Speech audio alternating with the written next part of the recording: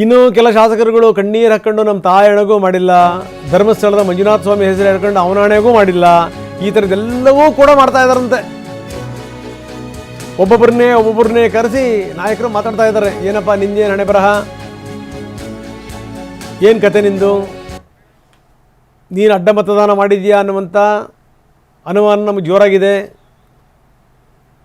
ಏನು ಸಂಗತಿ ಇದು ಅಂತ ಕೇಳ್ತಾ ಇದ್ದಾರೆ. ಯಾಕೆಂದರೆ ಮೊದಲೇ ರಹಸ್ಯ ಮತದಾನ, ಯಾರು ಏನು ಮಾಡಿದರೂ ಗೊತ್ತಾಗಲ್ಲ. ಹೀಗಾಗಿ ಒಬ್ಬೊಬ್ಬರನ್ನೇ ಕರೆದು ವಿಚಾರಣೆ ಮಾಡ್ತಾ ಇದ್ದಾರೆ. ಹೀಗಾಗಿ ಇವರು ಆಣೆ ಮಾಡ್ತಾ ಇದ್ದಾರೆ. ನಮ್ಮ ಸ್ವಂತ ತಾಯಿ ಮೇಲೆ ನಾನು ಆಣೆ ಮಾಡಿ ಹೇಳ್ತಾ ಇದ್ದೀನಿ, ನಾನು ಮಾಡಿಲ್ಲ. ಧರ್ಮಸ್ಥಳದ ಮಂಜುನಾಥನ ಮೇಲೆ ನಾನು ಆಣೆ ಮಾಡಿ ಹೇಳ್ತಾ ಇದ್ದೀನಿ, ಮಾಡಿಲ್ಲ. ಅದನ್ನೇ ಸುರೇಶ್ ಕೂಡ ಹೇಳ್ತಾರೆ.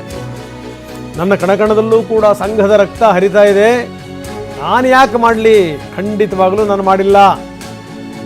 ಕೆಲವರಂತೂ ಶಾಸಕರು ಕಣ್ಣೀರು ಹಾಕ್ಬಿಟ್ರಂತೆ. ಇವರು ಕೂಡ ಮಂಜುನಾಥನ ಮೇಲೆ, ಚನ್ನಕೇಶವನ ಮೇಲೆ ಪ್ರಮಾಣ ಮಾಡಿ ಹೇಳಿದ್ದಾರೆ. ಮುಖ್ಯಮಂತ್ರಿಗಳು ಒಂದಿಷ್ಟು ಅನುದಾನವನ್ನು ಕೇಳಲಿಕ್ಕೆ ಇನ್ನೊಂದು ಸಂದರ್ಭದಲ್ಲಿ ಹೋದಂಥ ಸಂದರ್ಭದಲ್ಲಿ ಮುಖ್ಯಮಂತ್ರಿಗಳು 224 ಜನನೂ ನೋಡ್ತಾರೆ. ಆದರೆ ನಮಗೊಂದಿಷ್ಟು ಅವರು ಮುಖ್ಯಮಂತ್ರಿ ಆಗಲಿ ಅಂತಕ್ಕಂಥದ್ದು ಸದನದಲ್ಲಿ ವ್ಯಕ್ತಪಡಿಸಿದ್ದೀವಿ, ಭಾವಿ ಮುಖ್ಯಮಂತ್ರಿಗಳು ಅಂತಕ್ಕಂಥ ವ್ಯಕ್ತಪಡಿಸಿದ್ದೀವಿ. ಅದಕ್ಕೋಸ್ಕರ ಈ ರೀತಿಯ ಅಪವಾದನೆಯನ್ನು ಮಾಡ್ತಕ್ಕಂಥದ್ದು, ಈ ರೀತಿಯ ಅವಮಾನವನ್ನು ಮಾಡ್ತಕ್ಕಂಥದ್ದು ಇದು ಅಲ್ಲ ಸಲ್ಲದು. ಮುಖ್ಯಮಂತ್ರಿಗಳು ಒಂದಿಷ್ಟು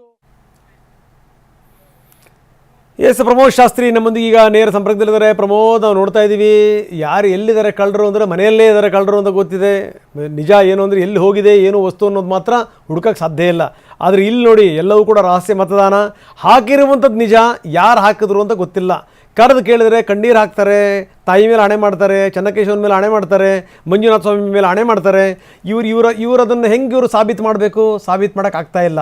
ಅನುಮಾನಗಳ ಕಾರ್ಮೋಡ ಕವಿದಿದೆ. ಒಬ್ಬರನ್ನ ಕಂಡ್ರೆ ಒಬ್ಬರಿಗೆ ಅನುಮಾನ. ಎಷ್ಟರ ಮಟ್ಟಿಗೆ ರಾಜಕಾರಣ ನಂಬಿಕೆ ಮೇಲೆ ನಡೆಯುತ್ತೆ ಅನ್ನಲಿಕ್ಕೆ ಬೆಸ್ಟ್ ಎಕ್ಸಾಂಪಲ್. ಏನಂತೀರಿ?